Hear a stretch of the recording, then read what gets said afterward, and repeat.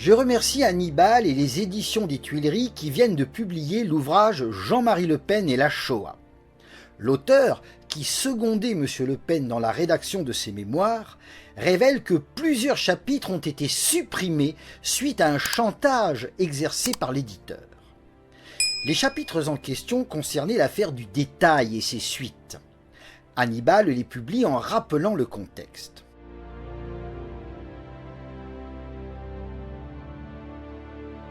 Celui intitulé « L'histoire guerre civile mondiale » est magistral. 7 décennies après Maurice Bardèche, Jean-Marie Le Pen y dénonce l'exploitation politique et sociologique de la Shoah. Notre manière d'écrire l'histoire semble aujourd'hui la clé de notre conscience, comme si l'histoire était à la fois le lieu, le moyen, le critère du jugement et le moyen de changer ce critère. Je ne reconnais dans l'histoire qu'on raconte aujourd'hui à peu près rien de ce qu'on m'enseigna. Cela ne tient pas aux apports de la recherche, cela porte sur l'histoire dans son ensemble et sur sa signification. Une mutation est en cours qui vise à promouvoir un homme nouveau et à condamner un homme ancien. Les générations qui s'en vont, la France d'avant, ne reconnaissent plus ce qu'elles ont cru savoir. Quand on parle d'une époque qu'elles ont connue, elles se demandent si l'on parle bien de ce qu'elles ont vu. Elles se sentent en pays presque inconnu et elles-mêmes méconnues, jugées, calomniées. Comme si on les avait placées en rééducation et que les plus jeunes étaient auprès d'elles les espions vigilants de la nouvelle conscience. On les invite en permanence à une repentance qu'elles jugent injuste et inepte. Cette repentance n'est pas le repentir chrétien, une demande de pardon pour une faute personnelle, mais, comme l'autocritique soviétique, un acte de haine de soi dicté par l'ennemi vainqueur. Le remplacement de notre histoire préfigure et justifie le remplacement de notre peuple. Plus loin, Jean-Marie Le Pen lance « L'histoire est une propagande qui a réussi ». Une propagande qui sert à embrigader les jeunes générations sous la bannière du mondialisme. Elle permet de créer une mémoire nouvelle, un homme nouveau. Où passe la Shoah, la mémoire traditionnelle ne repousse pas. Auschwitz a remplacé Poitiers et Marignan. Les nouveaux mythes imposent leur évidence à la conscience. Ce qu'on nomme encore histoire n'en a plus que le nom. C'est un récit qui ne situe plus les événements dans le temps. Un artifice qui a remplacé Dieu et permet d'édicter une norme en son nom. Un mythe qui fonde le nouveau sens commun. Donner un sens nouveau à l'histoire, de ce fait un nouveau monde aux hommes, c'est créer un homme nouveau. Le marxiste se voulait un pur produit de l'histoire. L'homme nouveau est comme sorti de l'histoire. Le jeune cosmopolite est un homme parfait, invariable, qui se promène dans l'histoire et la juge. Il hait toutes les frontières de langue, de race, de genre. Il promeut le grand mélange. Il condamne l'Europe, son histoire et le regard qu'ont porté les Européens sur eux-mêmes et sur le monde pendant des siècles. C'est pour cela qu'il a été programmé. Dans cette optique, le grand remplacement est le châtiment de l'Europe. Ce qui subsiste de l'histoire ne nous apprend qu'à nous haïr. L'héritage des siècles n'ayant plus de valeur, les élucubrations de la Révolution deviennent souhaitables et saintes. Le 10e chapitre, « À quoi sert la Shoah ?», est à lire également. Jean-Marie Le Pen commence par analyser la dialectique qui présente la Shoah comme un crime unique. Elle permet de présenter le nazisme comme le mal absolu de notre société. Loin d'être inopérante, cette vision du passé conditionne le présent. Jean-Marie Le Pen explique « Aujourd'hui, égaler quelqu'un à Hitler ou à son arrière-petite-cousine, c'est l'exclure de ce que les Italiens nomment l'arc constitutionnel, du cercle de famille démocratique, de la République, de la chose publique, du sens commun, des relations acceptables. C'est le déclarer sacré selon la procédure romaine. Il ne fait plus partie de la cité, ni même de l'humanité. Nul n'est plus tenu de lui donner de l'eau et du feu. Il devient licite, il devient louable de le tuer. Ce meurtre demeure le plus souvent symbolique, mais pas toujours.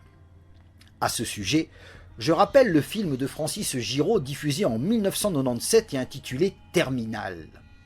Avec la complicité d'un conseiller d'éducation, des élèves assassinent leur professeur d'histoire dont ils ont appris qu'il était révisionniste et néo-nazi. À la fin, la morale s'affiche. Le pire avec les salauds, c'est qu'ils vous donnent envie de tuer. Quand le bon tue, c'est la faute du méchant. Jean-Marie Le Pen poursuit. Le mythe du crime unique est au cœur de la manipulation antinationale. Pourquoi ? Parce que le reductio ad Hitlerum ne marche que si Hitler est le mal absolu, le pôle noir de l'histoire. L'exclusion des nationaux, la préférence communiste ne se justifie pour le passé. La préférence mondialiste ne se justifiera pour l'avenir que si tout le monde partage le sentiment que la Shoah est un crime unique. Plus loin, il insiste. Mon combat est d'empêcher le mondialisme d'en finir avec les nations. Or, aujourd'hui, c'est le mondialisme le principal utilisateur du mythe du crime unique, c'est sur celui-ci que se fonde le civisme mondialiste. En 2000 fut organisé à Stockholm un colloque sur la Shoah. Du 26 au 29 janvier, 44 chefs d'État ou de gouvernement se réunissaient dans la capitale suédoise à l'invitation du Premier ministre Göran Persson. Leur conclusion fut que l'enseignement de l'Holocauste a pour fonction de former le jugement moral des jeunes, de les préserver de certaines maladies mentales telles le nationalisme et le racisme. C'est un devoir de la communauté internationale. Ensemble, nous devons soutenir la vérité terrible de la Shoah face à ceux qui la dénient. Un an plus tard, Göran Persson réunissait, toujours à Stockholm, une conférence pour combattre l'intolérance destinée à cadrer la lutte contre l'extrême droite, le populisme, les idées racistes, antisémites et xénophobes. Et publiait à cette occasion une tribune dans Le Monde datée du 30 janvier. Il y écrivait « Depuis 1997, nous poursuivons, en coopération avec plusieurs pays, le projet de devoir de mémoire dans l'intention d'approfondir la connaissance de l'Holocauste, mais avant tout pour susciter un débat sur la démocratie et les valeurs d'avenir. En faisant aujourd'hui un retour en arrière sur la propagation des idées racistes, de l'antisémitisme, de l'homophobie et du nazisme qui a précédé l'Holocauste, la plupart d'entre nous se posent les mêmes questions. Comment avons-nous pu laisser cela se produire dans une Europe démocratique et civilisée ? Pourquoi n'avons-nous rien fait avant qu'il ne soit trop tard ? Nous devrions avoir tiré suffisamment les leçons de l'histoire pour ne pas nous remettre dans la situation d'avoir à nous poser ces questions. L'Holocauste sera le socle du civisme contemporain, comme la Révolution de 1789 fonda jadis le civisme républicain en France, ou 1917 le civisme soviétique. Pour juguler le sentiment identitaire, la fonction actuelle de la Shoah est de préserver le monde de tous les racismes. Il désigne l'ennemi à éliminer, le raciste aujourd'hui comme hier le fasciste. Il rallie le camp du bien contre les méchants absolus. Rien déjà que voir les rails ici qui sont à côté, qui sont d'origine, tout ça c'est quelque chose de...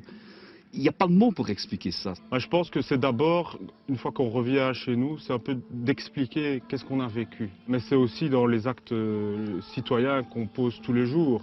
Ne fût-ce qu'en allant voter, voter pour des partis démocratiques. Débattre, échanger pour que jamais ne mûrisse cette idée du rejet de l'autre. Une chose est sûre, après la visite des camps, un débat s'impose. Ici, l'idée, c'est de créer un débat. Donc, on a plusieurs espaces de discussion, à commencer par le CAR, qui est un moment important où les gens se rencontrent, où les murs tombent et où on peut multiplier déjà les contacts. On passe également un peu de temps à Cracovie. Et tout ça vient autour de la visite des camps et crée un espace de débat qui est renforcé évidemment par un débat proprement parlé qu'on a le soir après la visite et où chacun peut échanger, poser ses questions, faire part de ses sentiments.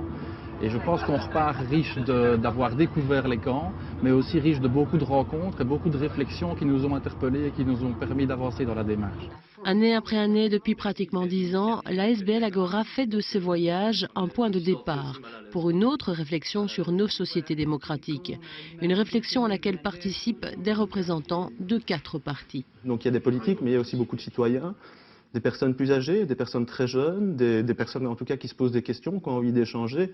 Et on a eu un débat tout à l'heure sur ce sujet-là qui a montré qu'effectivement il y avait un échange à construire sur ces valeurs-là et sur cette base essentielle pour la démocratie. C'est vrai qu'il y a une montée des nationalismes qui n'est pas l'extrême droite mais qui sont quand même le témoin de toutes des identités meurtrières. Et les identités meurtrières, mais elles ont fait le terrain de l'extrême droite dans les années 30. Donc, je crois qu'il y a une vigilance à avoir par rapport à ça. Ça pose question sur l'homme, voilà. Et sur les vraies valeurs et les vraies réalités et les vrais combats à mener. Voilà, ça c'est vrai. En tant que parlementaire, c'est peut-être un ressourcement de conviction si on avait besoin. Je pense que c'est important de voir, de toucher du doigt cette horreur, de matérialiser cette horreur. Toujours avec lucidité, Jean-Marie Le Pen constate qu'avec le mythe du crime unique, la norme morale se renouvelle aussi vite que les normes techniques. C'est l'obsolescence programmée des mœurs et des croyances. Le mythe du crime unique a jeté une bombe juridique et morale sur notre civilisation. Plus loin, il conclut « Je suis tribun du peuple. Pour dire la vérité au peuple et sur le peuple, il faut détruire les chaînes, les bâillons qui empêchent de parler. » Le tabou de la Shoah en est un assurément de taille. Tout cela est très vrai.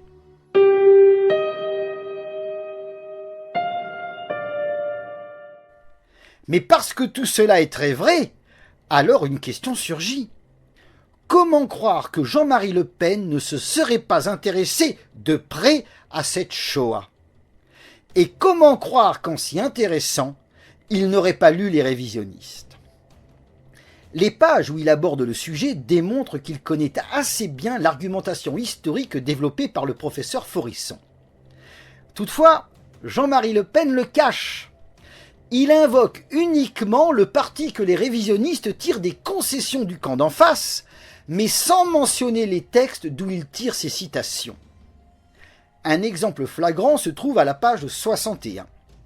Jean-Marie Le Pen souligne que le tribunal de Nuremberg fonde son jugement concernant la Shoah sur les aveux du commandant de camp Rudolf Höss, alors qu'ils ont été obtenus par la torture et que Christopher Browning, rédacteur de l'Encyclopædia Judaica, expert au procès d'Auschwitz, considère ce témoin comme très faible et confus.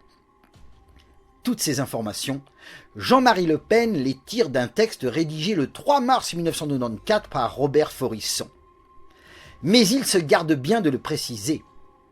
Aussi se présente-t-il comme quelqu'un qui doute en attendant que les historiens se mettent au travail.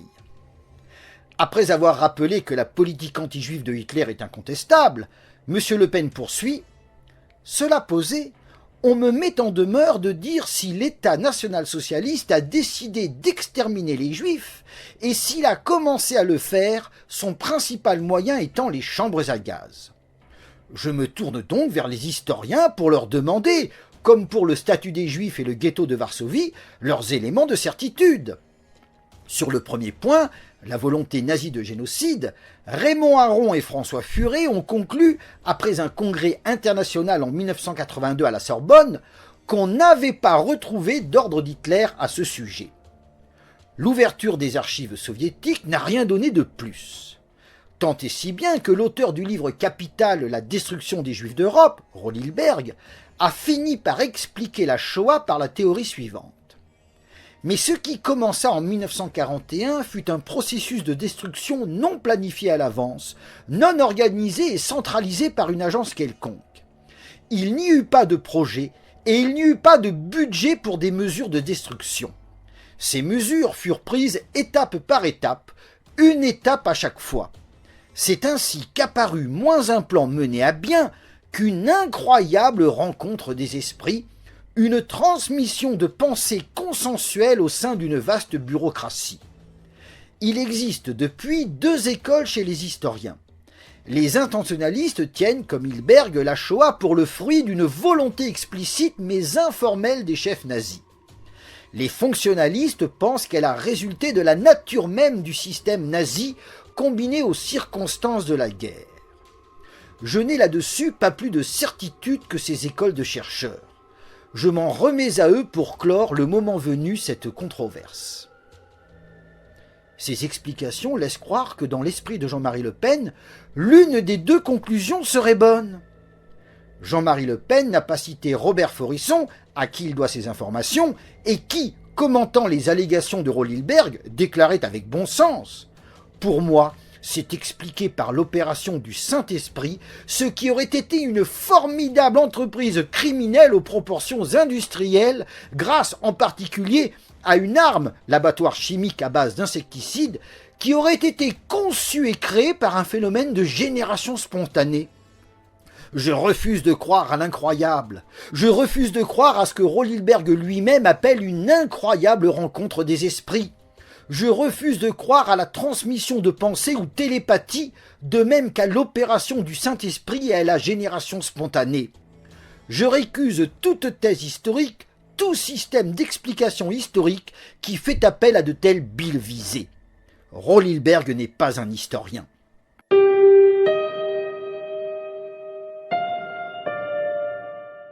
Jean-Marie Le Pen poursuit. La deuxième question est plus difficile. Des chambres à gaz homicides furent-elles utilisées? Je me tourne à nouveau vers les historiens.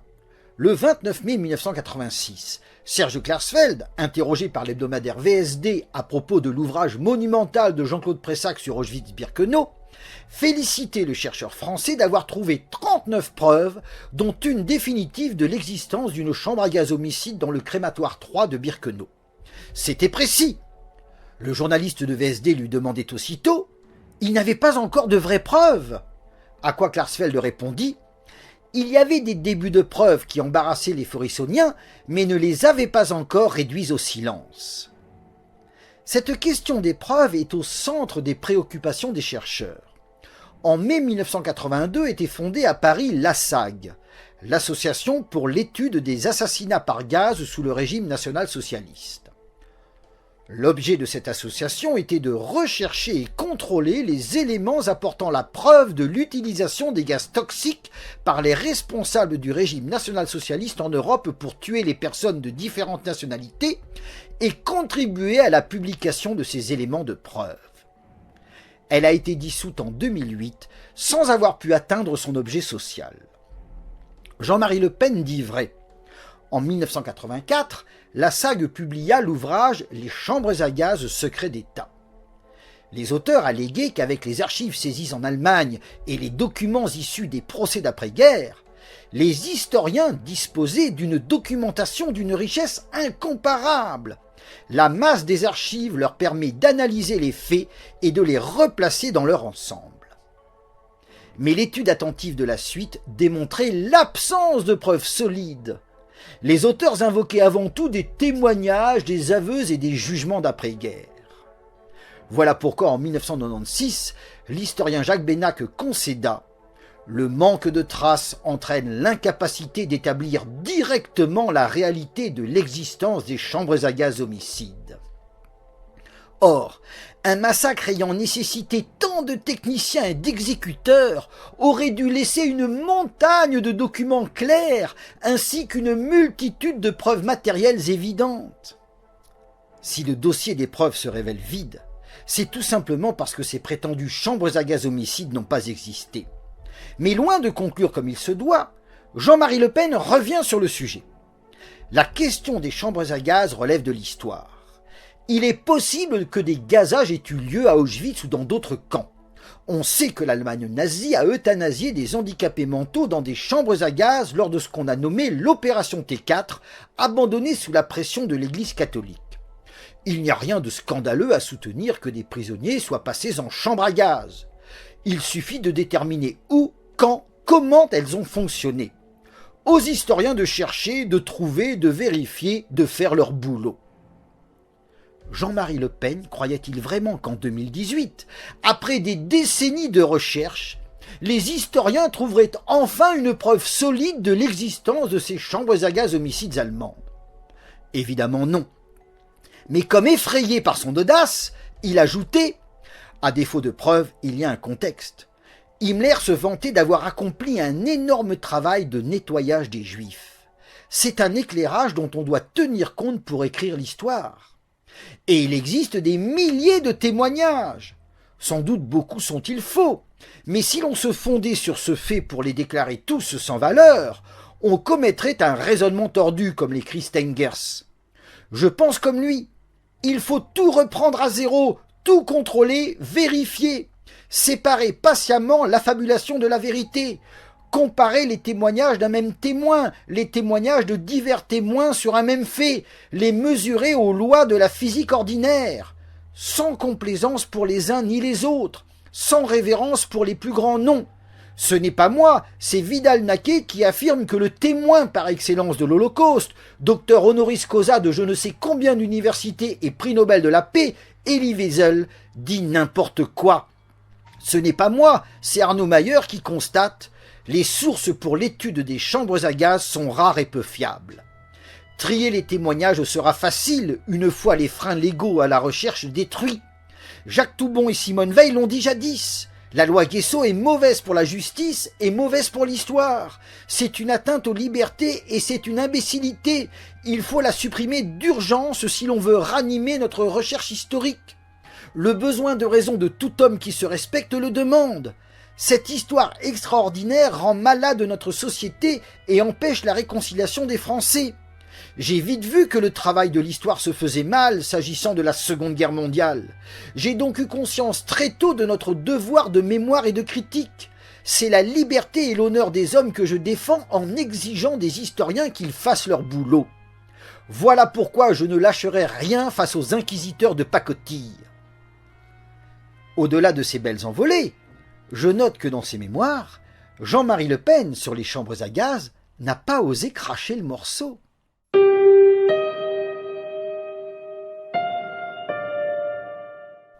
Au sein des milieux révisionnistes, pourtant, on sait que les thèses du professeur Forisson l'avaient convaincu. Deux faits le démontrent que Jean-Marie Le Pen n'a pas rappelé dans ses mémoires. Le premier est survenu pendant le scandale du détail. Un jour, une proche collaboratrice du professeur Forisson reçut l'appel téléphonique d'un homme délégué de toute évidence par Jean-Marie Le Pen. Il était porteur d'un message pour le professeur Forisson. Prévenu, celui-ci se rendit chez sa collaboratrice. Rendez-vous fut fixé le soir. Vers minuit, 3 hommes se présentèrent à l'adresse convenue. Parmi eux figurait la personne qui avait téléphoné. Ces 3 hommes souhaitaient que le professeur Forisson conseille Jean-Marie Le Pen s'il décidait de cracher le morceau sur les chambres à gaz. Robert Forisson et sa collaboratrice se mirent immédiatement au travail pour rédiger une déclaration. Pendant ce temps, les 3 hommes attendaient dans le salon en compagnie d'une tierce personne. La rédaction fut longue, très longue.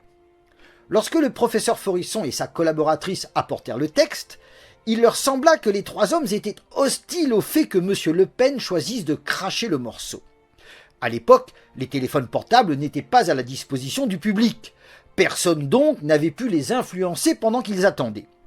Quoi qu'il en fût, les 3 hommes partirent avec la déclaration que la collaboratrice de M. Forisson avait tapé à la machine sans en prendre copie. On connaît la suite. Après mûre réflexion, Jean-Marie Le Pen refusa de cracher le morceau. Ce fait démontre que, suite à l'affaire du détail, le président du Front National a failli franchir le Rubicon en révélant au public qu'il ne croyait pas aux chambres à gaz hitlériennes. Preuve que les thèses révisionnistes l'avaient convaincu. Ce récit, je le tiens de la proche collaboratrice du professeur Forisson qui me l'a raconté 2 fois. J'en possède un enregistrement sonore. Le deuxième fait date de 2003 ou 2004. Après le revers électoral du 5 mai 2002 où Jacques Chirac avait écrasé Jean-Marie Le Pen, j'avais publié un ouvrage qui analysait les raisons profondes de cette défaite cinglante. J'exposais alors le phénomène de l'analogie-déduction qui consistait à dire « Le Pen, c'est Hitler ». Or, Hitler, on sait où ça a mené, aux camps de concentration et aux chambres à gaz. Dès lors, tout vaut mieux que Le Pen, y compris un escroc comme Chirac. J'expliquais ensuite l'erreur commise par le président du Front National au moment de l'affaire du détail. Ayant refusé de cracher le morceau, il était devenu le monstre pour lequel 6 millions de morts, c'était un détail. Mieux eût valu apparaître comme un négateur. Dans une dernière partie, j'exposais les thèses révisionnistes en insistant sur leur solidité. Cet ouvrage vint entre les mains de Jean-Marie Le Pen. J'habitais alors Bruxelles, ville dans laquelle le président du Front National se rendait parfois comme député européen. Un jour, un de ses assistants parlementaires que je connaissais vint me voir. Il me dit « Jean-Marie Le Pen a lu ton livre » et il m'a dit « Il a raison ce garçon ». Peu après, je reçus une enveloppe. Elle contenait une carte et un billet de 500 €. Sur la carte, qui n'était pas signée, Jean-Marie Le Pen avait écrit de sa main « Pour les enfants du paria ». Ce billet et cette carte, je les ai donnés à mes enfants. Mon fils aîné s'en souvient encore. Dans ses mémoires, Jean-Marie Le Pen a préféré occulter son hésitation à franchir le Rubicon révisionniste lors de la tempête provoquée par le détail. Il n'a pas non plus mentionné ce livre qui pourtant avait recueilli toute son adhésion sur un sujet capital. Afin de pallier l'amnésie de Jean-Marie Le Pen, cet ouvrage, je l'ai réédité voilà peu sous le titre « Briser le barrage ». Ces 2 livres permettent de comprendre l'intérêt capital du révisionnisme dans le combat politique aujourd'hui.